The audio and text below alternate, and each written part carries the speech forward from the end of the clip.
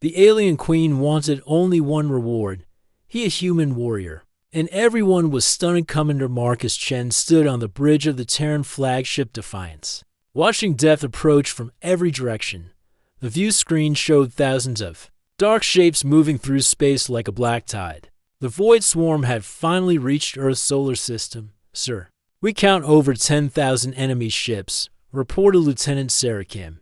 Her voice steady despite the fear in her eyes. Our fleet is only 800 vessels remaining. Marcus nodded grimly. 3 months ago, humanity had possessed the largest space fleet in this sector of the galaxy. Now, after fighting the swarm across 12 star systems, they were down to their last defenders. Every retreat had cost them more ships, more lives, more hope. All ships maintain formation. Marcus spoke into his communicator. Today we make our final stand. We protect Earth, no matter the cost. The bridge crew worked quietly at their stations. These men and women had followed Marcus through impossible battles before. They trusted him, but even Marcus knew that trust could not overcome such terrible odds. The void swarm moved closer. Each enemy ship looked like a massive insect made of dark metal. They moved together perfectly, as if controlled by one mind. No communication passed between them. No individual thought guided them. They existed only to consume and destroy. Incoming transmission from Admiral Torres. Kim announced. The Admiral's weathered face appeared on screen. Marcus, the Mars defense grid has fallen. The swarm broke through our outer defenses 20 minutes ago. Earth's orbital stations are our last line of protection. Understood, Admiral. We'll hold them here. I know you will, son. Make them pay for every inch. The transmission ended. Marcus looked around his bridge one last time. These brave souls deserve better than this hopeless fight. Humanity deserved better. All weapons, prepare to fire, he ordered. Fighter squadrons, launch when ready. Small human fighters poured from the larger ships like angry bees defending their hive. Each pilot knew they were flying to their death, but not one hesitated. This was what made humans different from other species in the galaxy. When faced with impossible odds, they fought anyway. The void swarm opened fire first. Dark energy beams lanced across space, striking human ships and turning them into burning wreckage. The Defiant shook as enemy fire hit their shields. Return. Fire! Marcus shouted. Human weapons blazed to life. Missiles and energy beams struck the enemy fleet, but for every void ship destroyed, 2 more took its place. The dark tide rolled forward. Unstoppable. Sir, the carrier Triumph is going down. Kim reported.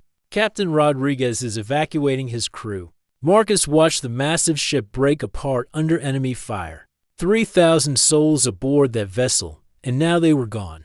How many more would die today? Direct hit on our port side, called out. Chief Engineer Wang, shield generators are failing. The battle raged for 30 minutes. Human courage and determination meant nothing against such overwhelming numbers. One by one, Earth's defenders fell. Soon, only the Defiance and a handful of other ships remained. Sir, Kim's voice was tight with fear. Long-range sensors show another fleet approaching. It's massive. Marcus closed his eyes. More void ships. The swarm was bringing reinforcements to finish them off. After everything humanity had sacrificed, they would not even slow down the enemy advance. Identify the new rivals, he ordered. Though he already knew the answer, Kim worked at her console, then stopped. Her face showed complete confusion. Sir, these aren't void ships. The energy signatures are. I've never seen anything like this. The view screen shifted to show the approaching fleet. Marcus stared in amazement. Beautiful ships of gleaming crystal and silver metal emerged from hyperspace. They moved with graceful precision, like dancers. Performing in the void, each vessel seemed to glow with inner light. Those are ethereal ships, whispered Kim. But that's impossible. The ethereals never leave their home systems. Marcus had heard stories of the ethereal dominion, an ancient race of beings made from living energy. They possessed technology far beyond anything humans could imagine. For thousands of years, they had remained isolated in their distant corner of the galaxy, considering themselves too advanced to deal with younger species. "Sir, we're receiving a transmission," Kim announced. "It's coming from the largest ethereal ship." "Put it through." The view screen filled with a figure that took Marcus's breath away. Queen Zephyra of the ethereal dominion stood in what appeared to be a throne room made of flowing crystal. Her form shifted between solid matter and pure energy, beautiful and terrifying at the same time. When she spoke, her voice seemed to come from everywhere at once. "Human commander," she said, her words carrying the weight of centuries. "I am Queen Zephyra. I have watched your species fight this enemy across many worlds." Marcus stepped forward. "Your Majesty, I am Commander Marcus Chen of the Terran Defense Fleet. We are honored by your presence, but I fear you have arrived too late. The void swarm cannot be stopped." The Queen's luminous eyes seemed to look directly into his soul. "Perhaps. But I did not travel here to watch you die, human. I came to offer you a chance." "What kind of chance?" "A temporary truce with the swarm. My people possess ancient agreements with the void. I can halt their advance for one solar cycle." Marcus could barely believe what he was hearing. "Why would you help us? The ethereals have never interfered in the conflicts of other species." Queen Zephyra was quiet for a long moment. Around them, both human and void fleets waited, as if the universe itself held its breath. "Because your species intrigues me, Marcus Chen. I have watched you fight impossible battles. I have seen you sacrifice everything to protect others. You show courage that my people lost long ago. What do you want in return? Prove to me that humanity deserves to survive. Show me that you are more than just another violent species, destined for extinction. If you can do this, I will do more. Then offer a truce. I will help you defeat the swarm permanently." The bridge was silent. Every human ear strained to hear Marcus's response. The fate of Earth, perhaps all of humanity, hung on his next words. Marcus straightened his shoulders. "What must we do?" Queen Zephyra smiled, and for the first time, her expression seemed almost human. "Fight beside us in the coming battle. Show my people what makes humanity special. Prove that courage and determination can overcome any obstacle. And if we fail, then you will die as you have lived, fighting for what you believe in. But I do not think you will fail, Marcus Chen. I have a feeling you are going to surprise everyone." The transmission ended, leaving Marcus alone with his thoughts and the weight of an entire species' future on his shoulders. The joint fleet assembled in the space between Mars and Jupiter. Commander Marcus Chen had never seen anything like it. Ethereal ships floated alongside human vessels like diamonds next to rough iron. The contrast was striking and uncomfortable. "Sir, the ethereal commander wants to meet with you," Lieutenant Kim reported. "They're requesting a strategy conference aboard Queen Zephyr's flagship." Marcus nodded, though his stomach felt tight with worry. In the 3 days since the Queen's offer, tensions had grown worse, not better. The other alien species in the sector had sent representatives, and none of them were happy about humanity's sudden alliance with the powerful ethereals. 30 minutes later, Marcus found himself in the strangest meeting of his life. The conference room aboard the ethereal flagship seemed to be made of living light. Walls shifted between solid crystal and flowing energy. Around a table that appeared to be carved from a single massive gem, representatives from 6 different species argued loudly. "This is madness," declared Commander Vex of the Reptilian Alliance. His scaled face twisted with anger. "Humans are violent primitives. They solve problems by shooting first and thinking later." Ambassador Neith from the Aquatic Confederation nodded her large head in agreement. "My people have observed human conflicts for centuries. They fight each other constantly. How can we trust them in battle?" Marcus remained silent, though his jaw was tight. These species had watched humanity struggle against the void swarm for months without offering help, and now they questioned his people's worth. General Korthik of the insectoid hives clicked his mandibles irritably. "Humans lack the mental discipline for coordinated warfare. They do not think as one mind. How can they possibly contribute to our formations?" Queen Zephyr sat at the head of the table, her form shifting slowly between energy and matter. She had said nothing during the arguments, but her luminous eyes remained fixed on Marcus. "Perhaps," she said finally, her voice bringing immediate silence. We should let Commander Chen explain human military doctrine. All eyes turned to Marcus. He stood slowly, feeling the weight of their judgment. Your Majesties, with respect, you're right about humans. We are violent. We do fight each other. We don't think as one mind. The alien commanders exchanged satisfied looks, as if Marcus had just proved their point. But Marcus continued. That's exactly what makes us effective against the Void Swarm. Commander Vex hissed, explain this nonsense. The Swarm thinks as one collective mind. They predict your moves because you fight in perfect formations with mathematical precision. They can counter your strategies because your tactics follow logical patterns. Marcus walked to the room's central display, which showed a three-dimensional map of the local space. Humans don't fight that way. We adapt. We improvise. We create chaos where the enemy expects order. Chaos is weakness, declared General Korthik. Unity is strength. Sometimes, Marcus replied, but not always. Before anyone could respond, alarms began sounding throughout the ship. Queen Zephyr's voice filled the room with quiet authority. Void Scouts have been detected.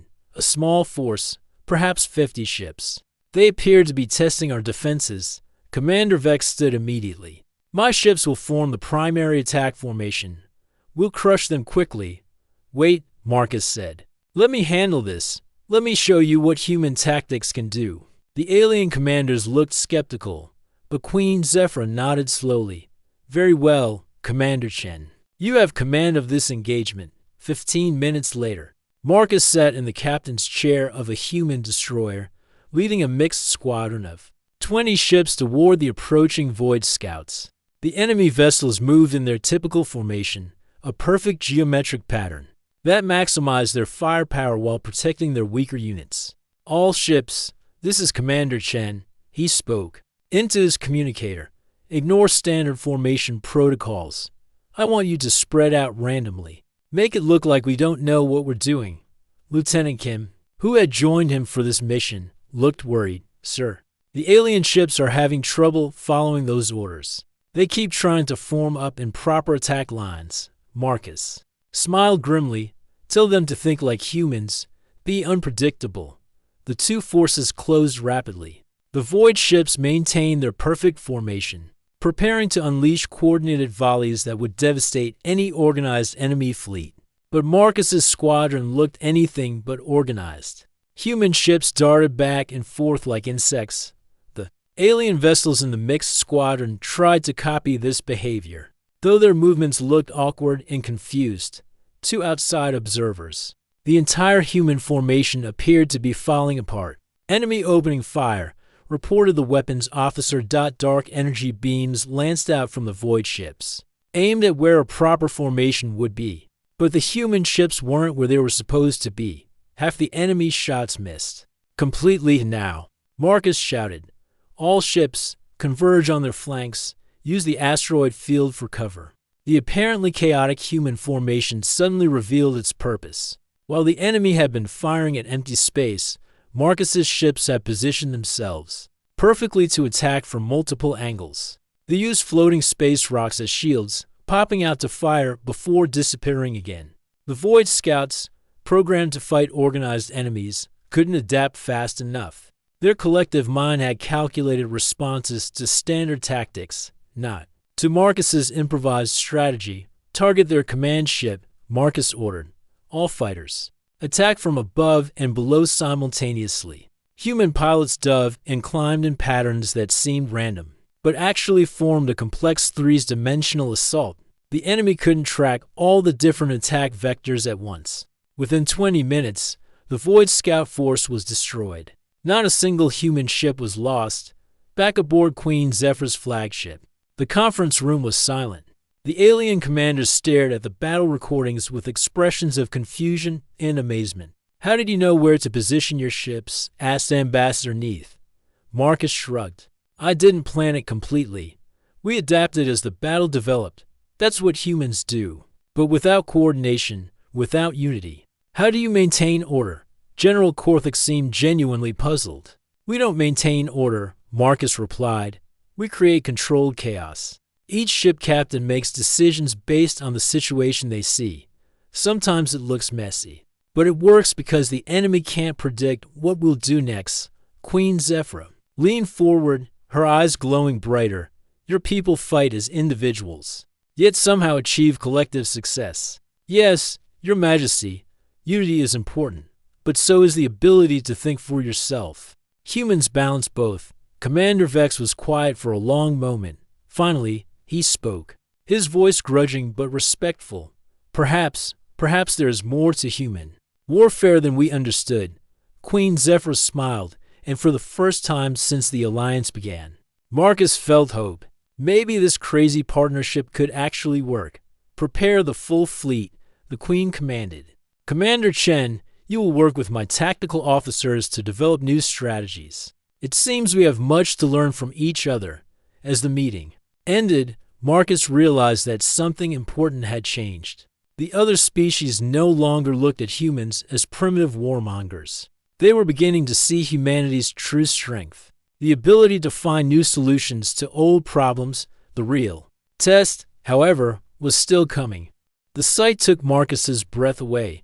Through the view screen of the Defiance, he watched the largest space battle in galactic history unfold. The Void Swarm had arrived in force, over 1 million ships stretching across the solar system like a dark ocean. Their enemy vessels poured through dimensional rifts, each one adding to the already impossible numbers. Sir, final count shows 1.2 million enemy ships, Lieutenant Kim reported, her voice barely steady. Our combined fleet has 40,000 vessels. Marcus nodded grimly. Even with the Ethereal Alliance and help from other species, they were outnumbered 30-1. No military strategy in history could overcome such odds through conventional means. All fleet commanders, report status. Marcus spoke into his communicator. Queen Zephyr's voice came first, calm and musical. Ethereal forces ready. 3,000. Ships in perfect formation. Commander Vex followed, his reptilian voice filled with determination. Reptilian Alliance standing by. We will fight to the last ship, one by one. The other species reported their readiness. Insectoid hives, aquatic fleets, crystalline entities, all preparing to face certain death alongside humanity. Admiral Torres. How long until the swarm reaches Earth? Marcus asked. 18 hours at current speed. Came the reply from Earth's orbital command. The civilian evacuation is ongoing, but we need more time. Marcus stared at the enemy formation.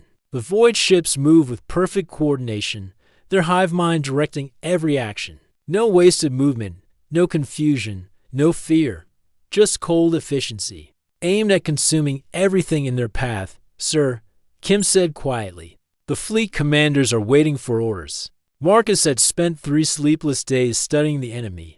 The Void Swarm's strength came from their collective mind, billions of individual ships thinking as one. But that same strength might also be their weakness.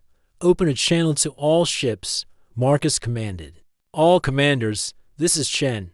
I have a plan, but it's going to sound crazy. Queen Zephyr's image appeared on screen alongside the other alien leaders. We are listening. Commander, the swarm expects us to fight like we did in the scouting engagement. Organize formations with tactical precision. But what if we don't give them what they expect? General Kortha clicked his mandibles impatiently, explained quickly.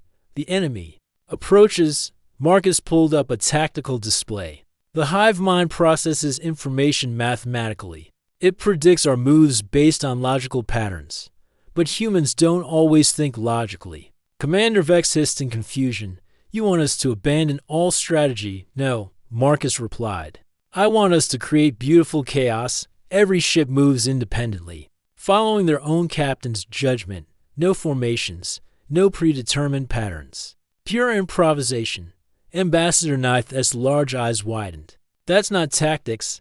That's madness. Exactly. Marcus smiled grimly. The hive mind won't be able to predict what we'll do because we won't know ourselves. Until we do it. Queen Zephyr studied Marcus for a long moment. You're asking us to abandon everything we know about warfare. I'm asking you to trust human instincts, trust chaos. The alien commanders looked uncertain, but Queen Zephyr nodded slowly. Very well, Marcus Chen. We will follow your lead into this beautiful madness. The battle began 2 hours later. The Void Swarm advanced in perfect waves, their ships arranged in mathematical precision. The combined galactic fleet spread out to meet them, but instead of forming battle lines, they scattered like leaves in a storm. All ships, engage at will, Marcus broadcast. Follow your instincts.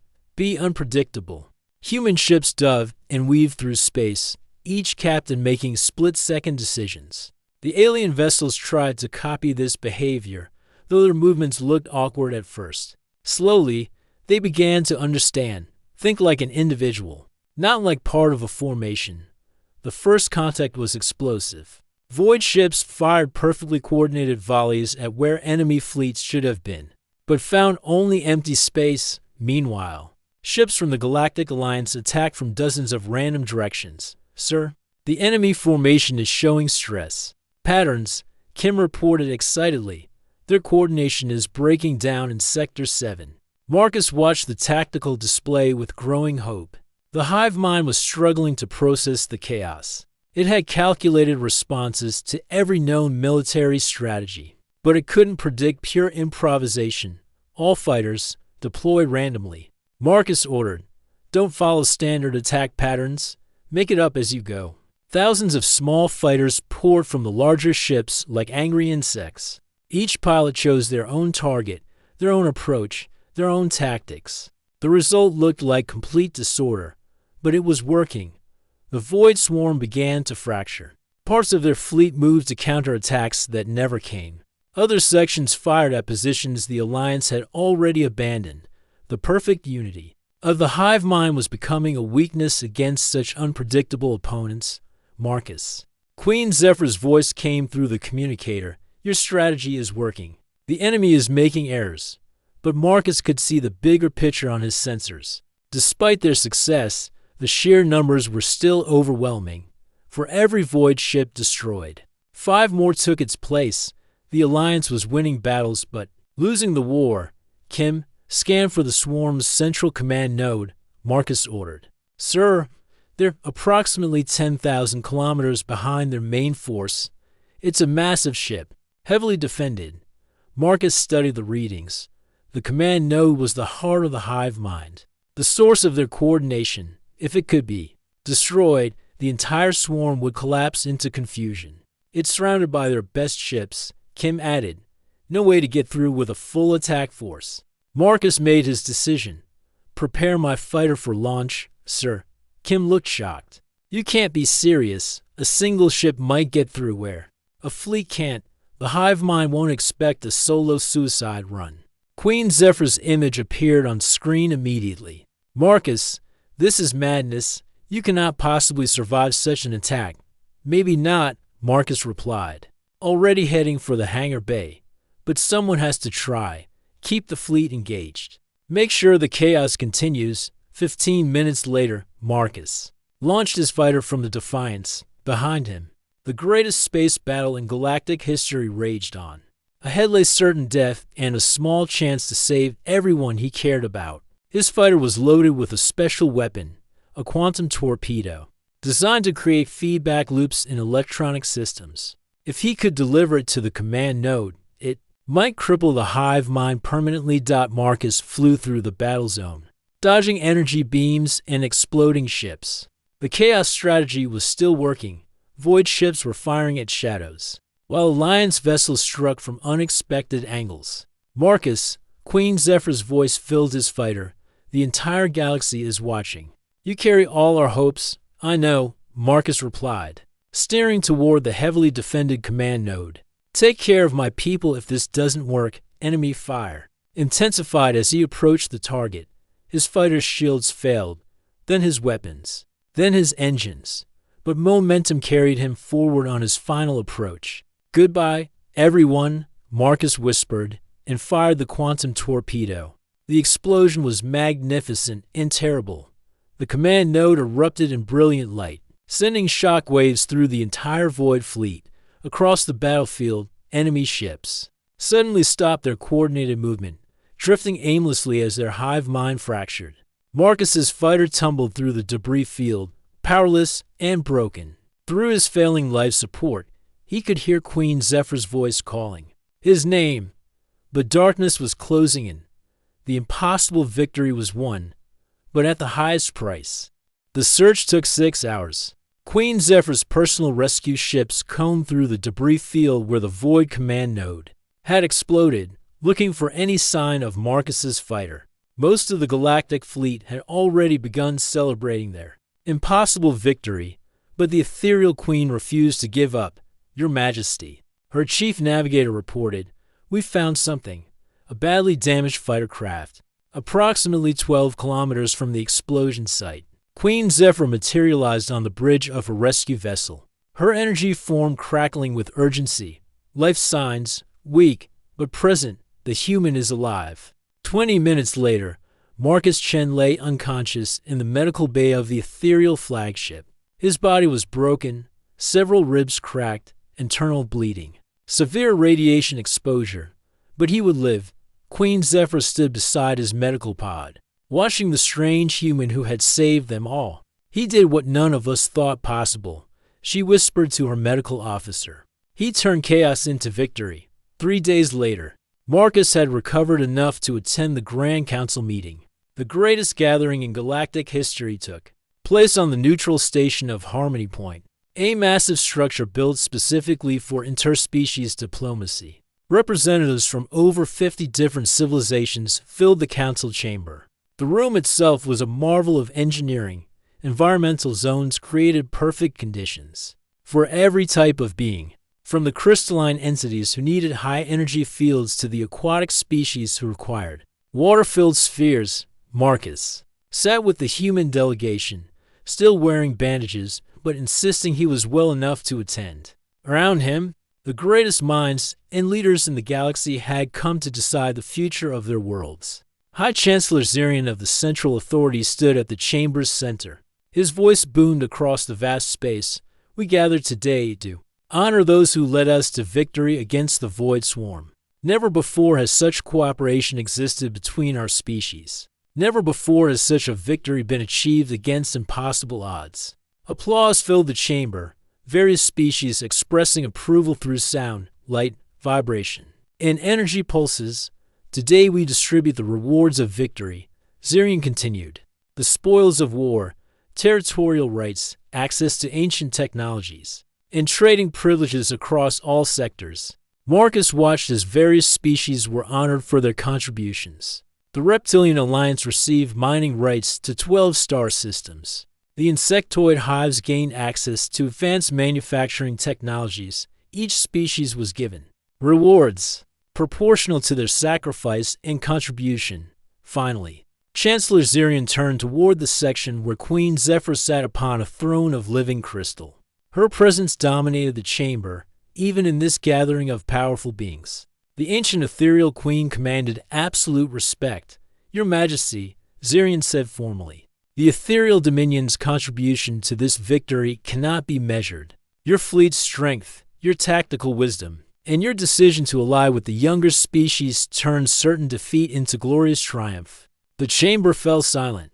Every being present understood that this moment would shape galactic politics. For centuries to come, the ethereals had never participated in galactic affairs before. Whatever Queen Zephyr chose would set the precedent for their future involvement. Therefore, Zirian continued, you have first choice of all rewards. Entire sectors await your claim. Advanced technologies from a dozen civilizations are yours to command. What is your desire? Your Majesty, Queen Zephyr rose from her throne, her form shifting between solid matter and pure energy. The chamber's lighting dimmed as her presence grew brighter. For long moments, she said nothing. Studying the faces of the assembled representatives, honored Chancellor, she finally spoke, her voice carrying across the vast space. I am grateful for your generosity. The territories you offer span thousands of star systems. The technologies could advance my people by millennia. Murmurs of anticipation rippled through the chamber. Several species were already calculating which sectors would remain after the ethereals made their choice. However, Queen Zephyr continued, and the chamber fell silent again. I decline all material rewards. Gasps echoed throughout the hall. Ambassador Nith's large eyes widened in shock. Commander Vex's scales changed color, a sign of extreme surprise among his people. Even Chancellor Zirian seemed stunned. Your Majesty, Zirian stammered. Surely you desire some form of compensation for your invaluable service? Queen Zephyr's luminous gaze swept across the chamber. Before settling on the human delegation, specifically on Marcus Chen, there is one thing I desire, she said clearly. One reward that would be more valuable to my people than all the star systems in the galaxy. The chamber held its breath. Marcus felt dozens of eyes turning toward him, though he couldn't understand why. I request that Commander Marcus Chen of the Terran Defense Fleet serve as military advisor and cultural liaison to the Ethereal Dominion, not as a prisoner or servant, but as an equal partner in rebuilding our galaxy. The chamber exploded into chaos. Representatives leaped from their seats, shouting in dozens of languages. The careful diplomatic atmosphere shattered as species argued loudly among themselves. This is unprecedented, shouted General Korthik. An ethereal queen requesting a human advisor? Impossible. Commander Vex slammed his clawed hand on his delegation's table. The ethereals consider themselves superior to all other species. Why would they want guidance from humans? Ambassador Nith's voice rose above the others. Your Majesty, surely you cannot be serious. Humans are barely spacefaring. What could they possibly teach? The ancient ethereal dominion. Marcus sat in stunned silence as the debate raged around him. He caught Queen Zephyr's eyes across the chamber, seeing something there he hadn't expected: respect, curiosity, and perhaps even friendship. Chancellor Zirian finally restored order by activating the chamber's sound dampeners. Your Majesty, he said carefully, this request is most unusual. The Ethereal Dominion has access to advisors from the oldest and wisest civilizations in the galaxy. Why do you specifically request this human? Queen Zephyr's form solidified completely, taking on an appearance that was almost entirely humanoid. Because Commander Chen and his species have shown us something we had forgotten. They demonstrated that strength is not just about power or ancient wisdom. True strength comes from the ability to adapt, to grow, to find hope in impossible situations. She gestured toward Marcus. This human led a strategy that saved our galaxy not through superior technology or overwhelming force, but through courage, creativity, and the willingness to sacrifice everything for others. These are qualities my people need to remember. The chamber buzzed with quiet conversation as representatives processed this explanation. Marcus finally found his voice. Your Majesty, he said, standing despite his injuries, I'm honored by your request, but I belong with humanity's fleet. My duty is to my own people. Queen Zephyr smiled, an expression that seemed to light up the entire chamber.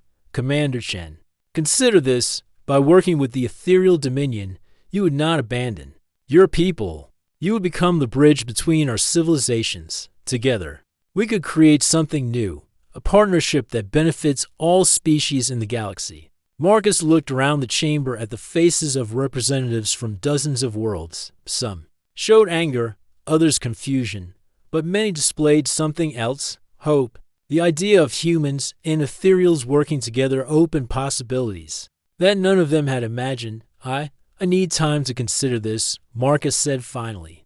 Queen Zephyr nodded gracefully.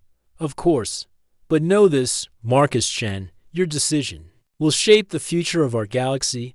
Choose wisely. As the council session ended, Marcus realized that winning the war against the Void Swarm had been only the beginning. The real challenge was just starting. Marcus Chen stood on the observation deck of the human flagship Defiance, staring out at the stars. 2 weeks had passed since Queen Zephyr's shocking request at the Grand Council, and he still hadn't given her an answer. The weight of the decision pressed on him like a physical burden. Sir, Lieutenant Kim approached carefully. Admiral Torres wants to speak with you. Marcus nodded without turning away from the viewport. Send him through. The Admiral's weathered face appeared on the communication screen nearby. Marcus, I know this decision is eating at you, but I want you to know, whatever you choose, you have the full support of Earth Command. Thank you, Admiral, but how can I abandon humanity when we're just beginning to find our place in the galaxy? Son, maybe you're not abandoning us, maybe. You're securing our future. Before Marcus could respond, the ship's sensors detected an incoming vessel. Through the viewport, he watched as Queen Zephyr's personal ship approached, a beautiful craft that seemed to be made entirely of flowing crystal and light. She's requesting permission to come aboard, Kim reported. Marcus sighed. Granted. Direct her to conference room Alpha. 20 minutes later, Marcus sat across from Queen Zephyr in the ship's largest meeting room. Even in the plain human surroundings, her presence was magnificent. Her form shifted gently between energy and matter, radiating a calm authority that had guided the ethereal people for over 1,000 years. You seem troubled, Marcus Chen, she observed, her voice carrying genuine concern. Your Majesty, I appreciate your offer, but I can't leave my people. They need leadership as we adapt to our new role in galactic society. Queen Zephyr leaned forward, her luminous eyes studying his face. May I tell you why I really want this partnership? Marcus nodded, curious despite his reservations. My people have existed for 50,000 years, she began. We have achieved perfect harmony, unlimited energy, technology beyond imagination. We have conquered disease, death, and want. That sounds wonderful, Marcus said. Though he sensed something deeper in her words, it is wonderful, Queen Zephyr agreed. And it is also a trap. In achieving perfection, we lost something vital. We stopped growing. We stopped changing. We stopped feeling wonder at the universe around us. She gestured gracefully, and the room's lights dimmed to better show her natural glow. When I watched you fight the Void Swarm, I saw something my people had forgotten.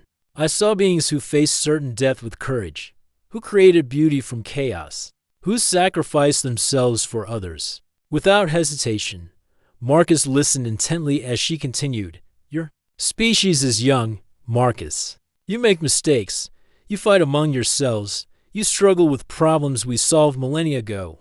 But you also have something we lost, the ability to grow, to adapt, to become more than you were. I still don't understand why you need me specifically, Queen.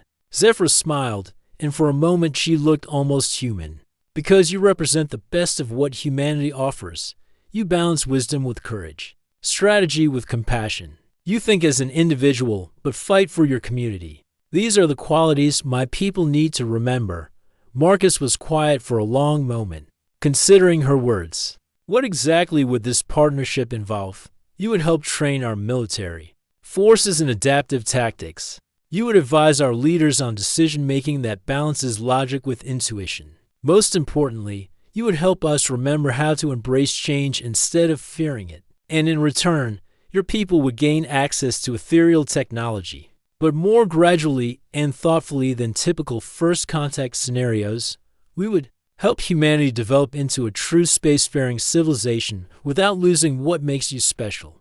Marcus stood and walked to the viewport, watching the stars beyond. In the distance, he could see ships from dozens of different species, the new alliance that had formed during the war against the Void Swarm.